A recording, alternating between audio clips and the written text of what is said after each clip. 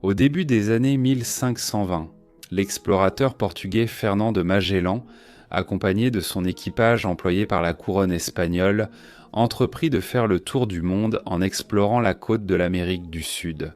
Dans ce processus, ils avaient l'intention d'atteindre les îles Maluku en Indonésie, établissant une route maritime occidentale pour accélérer leur commerce d'épices à travers les îles. Cette expédition commença comme un succès pour Fernand de Magellan. Il fut le premier Européen à cartographier ce qui serait plus tard appelé le détroit de Magellan, un passage maritime navigable qui séparait l'océan Atlantique et l'océan Pacifique entre le continent chilien et l'archipel de la Terre de Feu. Il traverserait également le Pacifique jusqu'aux îles d'Asie de l'Est peu de temps après et remplirait ainsi sa promesse faite aux Espagnols. Sa chance cependant ne durerait pas. Il mourrait bientôt au combat contre les habitants de l'île philippine de Mactan en atteignant l'Asie de l'Est en 1521.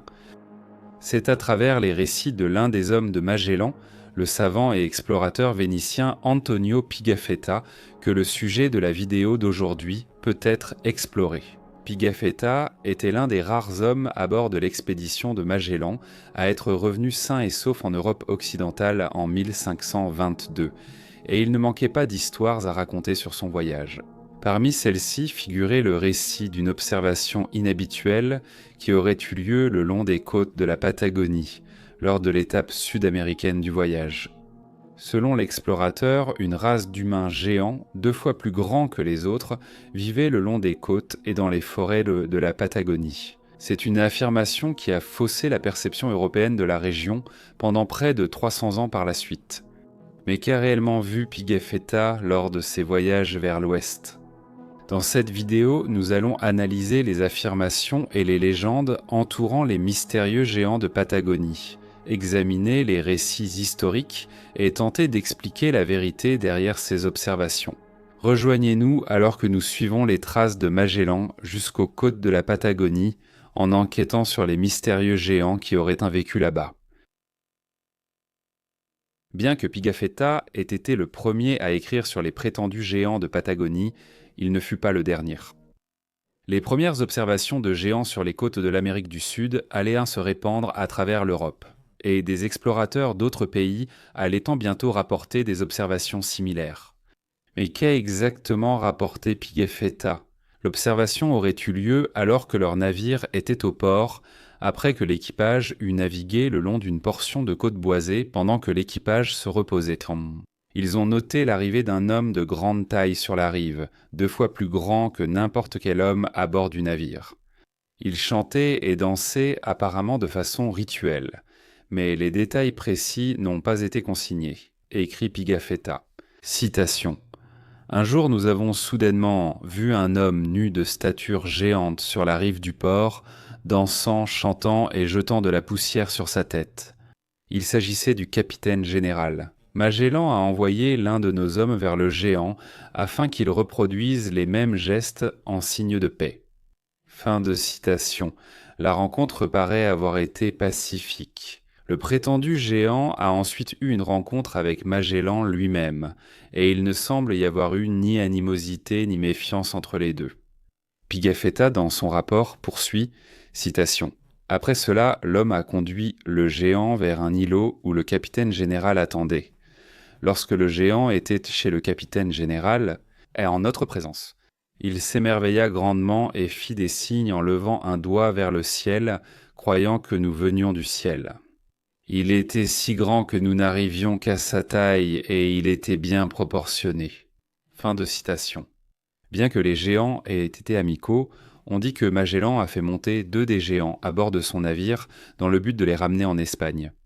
Qu'il les ait forcés ou non à le faire n'est pas consigné, mais de façon peut-être commode, il est noté que les 2 sont morts pendant le voyage de retour. L'explorateur n'a donné que peu de détails sur sa rencontre avec l'homme, et bien qu'il ait apparemment été nu, de nombreuses illustrations ultérieures des géants les montrent avec des vêtements simples. Ils sont souvent représentés avec de longs cheveux ondulés et des traits du visage exagérés, parfois brandissant de longs bâtons, presque 2 fois plus grands qu'un explorateur européen.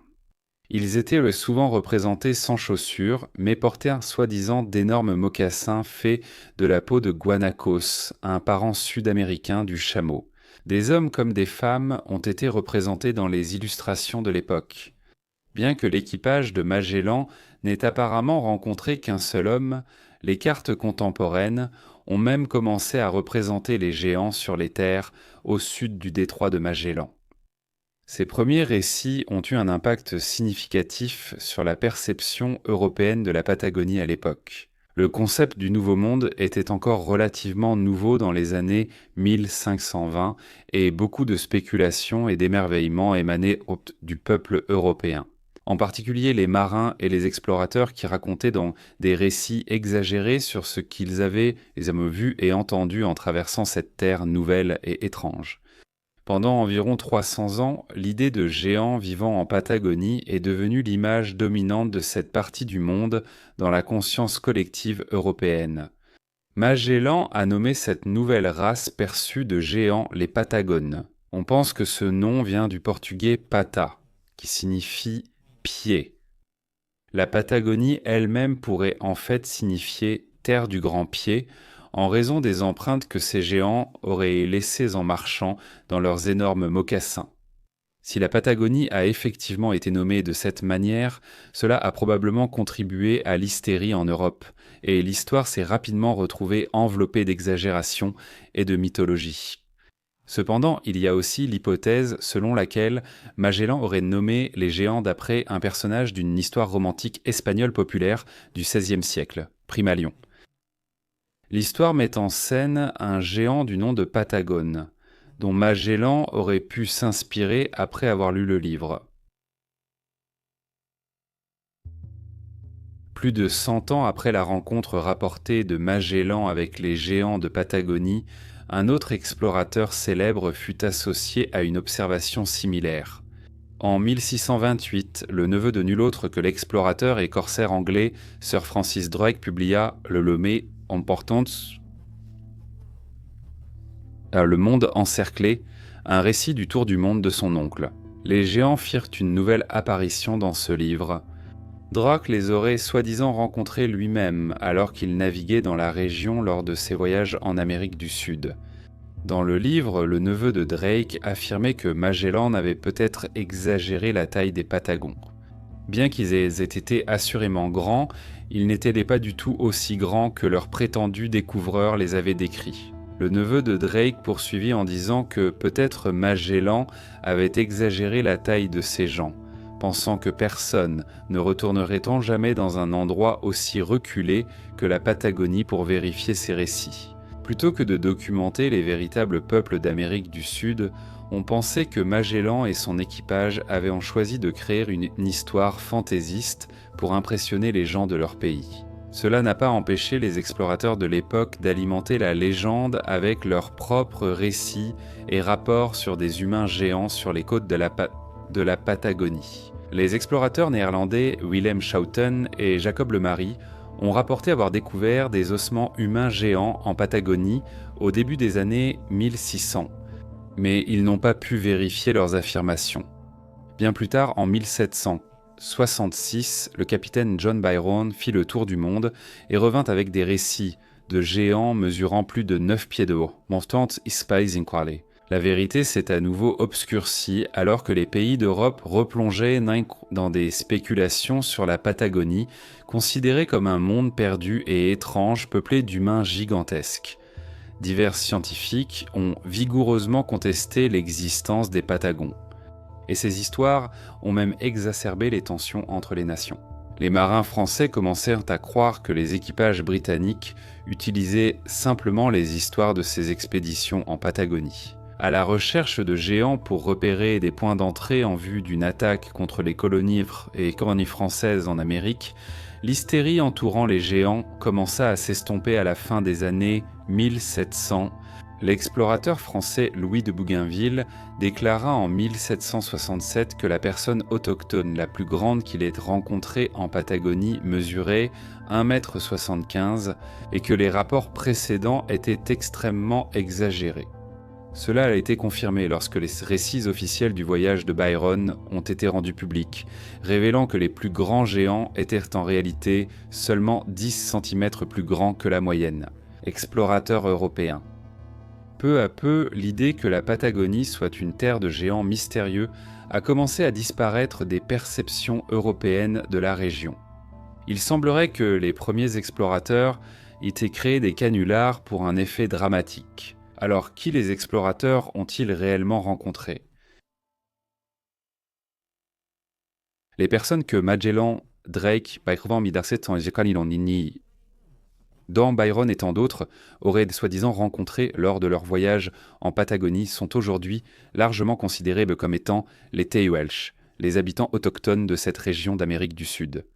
Et bien qu'ils aient été rapportés comme étant plus grands que l'explorateur européen moyen de l'époque, ils étaient certainement pas des géants mythiques ou monstrueux. Ils étaient, bien sûr, même s'ils semblaient peut-être étranges à ces explorateurs européens, simplement un autre type d'êtres humains. Lorsque les premiers explorateurs européens sont arrivés en Patagonie, les Tahuelche vivaient comme des chasseurs-cueilleurs qui se déplacèrent avec les troupeaux de guanacos, les chassant pour leur viande et leur peau. Ils vivaient dans les prairies, au bord des lacs, dans les zones humides et bien sûr sur les côtes de la Patagonie pendant la saison hivernale pour échapper aux vents violents des plateaux où ils migraient pendant l'été. Magellan aurait été le premier explorateur européen à entrer en contact avec les différents groupes de peuples autochtones, Tahuelche en 1520. Et il n'aurait eu aucune connaissance de l'ancien monde européen ou asiatique avant de le rencontrer. Il est sans logique ce que l'homme que Magellan a rencontré croyait qu'il venait du ciel. Quelle autre façon aurait-il eu d'expliquer une rencontre aussi inhabituelle? Magellan avait déjà rencontré les empreintes des Tahuelche avant de les rencontrer en personne. Les récits selon lesquels ils étaient des géants ont probablement commencé lorsque ces empreintes ont été découvertes. Ils portaient effectivement des mocassins en peau de guanaco, dont la fourrure faisait paraître leurs empreintes bien plus grandes qu'elles ne l'étaient réellement. Après l'installation des colons européens en Amérique, le peuple Tehuelche a reçu beaucoup d'influences culturelles et technologiques du peuple Mapuche, beaucoup plus établi, du sud du Chili. Ils ont commencé à utiliser des chevaux domestiqués pour voyager à travers les plaines de Patagonie et vivaient de manière très similaire au peuple des Grandes Plaines d'Amérique du Nord. Cela a ensuite entraîné des changements sociaux au sein de la société Tehuelche et ils ont adopté différents modes de déplacement à travers l'Argentine et le Chili. En conséquence, dans les années 1860, des colons gallois sont arrivés sur les terres Tehuelche et, bien que les relations aient été principalement pacifiques, les Gallois avaient tendance à les considérer comme des êtres enfantins et non civilisés, adoptant à leur égard des attitudes paternalistes. L'histoire du peuple Tehuelche, comme celle de nombreux groupes autochtones des Amériques, se termine malheureusement par une tragédie. Au XIXe siècle, des membres des communautés Tehuelche ont été enlevés contre leur gré et envoyés en Europe pour être exposés comme des attractions en Belgique, en Allemagne, en Suisse, en Angleterre et en France. De nombreux groupes démographiques de la société Tehuelche ont été victimes de ces abus. Des chefs aux enfants et, de façon révoltante, beaucoup se sont retrouvés exposés dans des zoos humains. Cette sombre pratique coloniale consistait à exposer des peuples autochtones aux côtés d'animaux comme attraction pour le grand public dans différentes villes européennes. On mettait l'accent sur l'infériorité de ces peuples par rapport à ceux d'Europe, et les conditions étaient souvent horribles pour ceux qui étaient hébergés dans de tels endroits. Pendant ce temps, en Amérique du Sud, les derniers membres du peuple Tahuelche étaient forcés de vivre dans des réserves à travers la province de Santa Cruz, en Argentine, arrachés à leurs terres et privés de leur liberté. Au profit de l'expansion des colonies européennes, le nombre de Tahuelche commença à diminuer. En 2010, il y a environ 28 000 personnes qui se considèrent comme étant d'origine Tahuelche en Argentine, et leur population au Chili est presque inexistante. De plus, la langue Tahuelche a lentement disparu depuis l'arrivée initiale des Espagnols, et cette langue est aujourd'hui considérée comme presque éteinte. Comme dans de nombreux cas de l'histoire coloniale, l'histoire des Tahuelche et leur perception en tant que géants de Patagonie est teintée de sombres sous-entendus. Bien que les premiers contacts des Européens avec ces communautés autochtones aient été pacifiques, les relations ont rapidement changé lorsque les colons espagnols sont arrivés et ont forcé les Tahuelche à quitter leurs terres ancestrales. Aujourd'hui, la légende des géants de Patagonie est depuis longtemps morte, démystifiée comme une supercherie, mais la culture du peuple Tahuelche perdure. Espérons qu'elle continuera ainsi pendant longtemps encore.